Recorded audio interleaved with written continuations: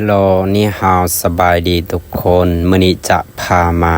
เรียนบทสนทนาภาษาจีน HSK 1ข้อ A 你好你好สบายดีข้อ B ตอบว่า你好你好ข้อ A 你好吗你好吗สบายดีบ่我很好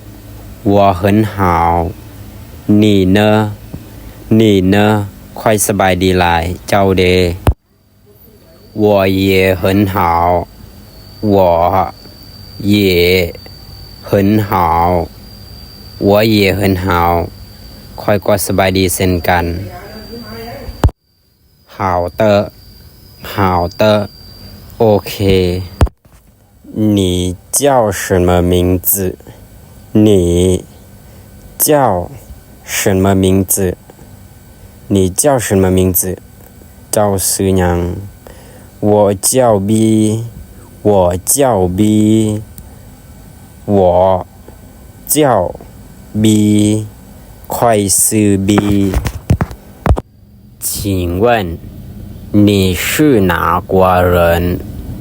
请问你是哪国人ขอถามแดเจ้าแม่นคนประเทศใด我是老挝人我是老挝人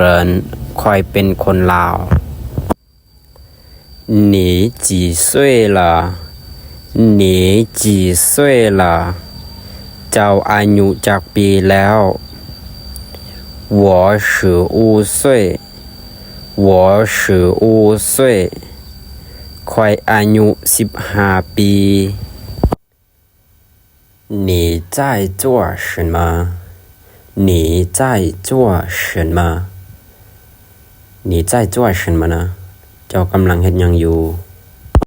我正在学习汉语我正在学习汉语ค่อยกำลังเรียนภาษาจีน不是学生吗你不是学生吗เจ้าเป็นนักเรียนบ่是我是学生是我是学生แม่นแล้วค่อยเป็นนักเรียน今天你去市场吗今天你去市场吗มื้อนี้เจ้าไปตลาดบ่对今天我去市场对今天我去市场แม่นแล้วมื้อนี้ค่อยไปตลาด你想买什么你想买什么เจ้าอยากซื้อหยัง我想买菜我想买菜我想买菜ข้อยอยากซื้อผัก你想喝什么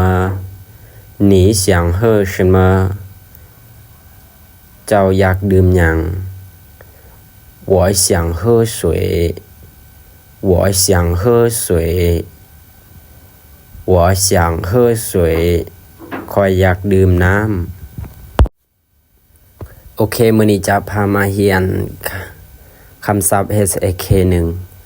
第一课你好บทที่1สบายดีคำศัพท์ข้อที่1你เจ้า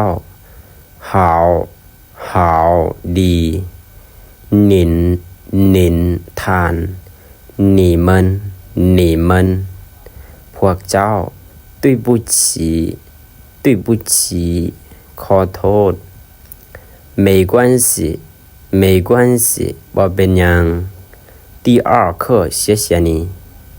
谢谢ขอบใจบ่客气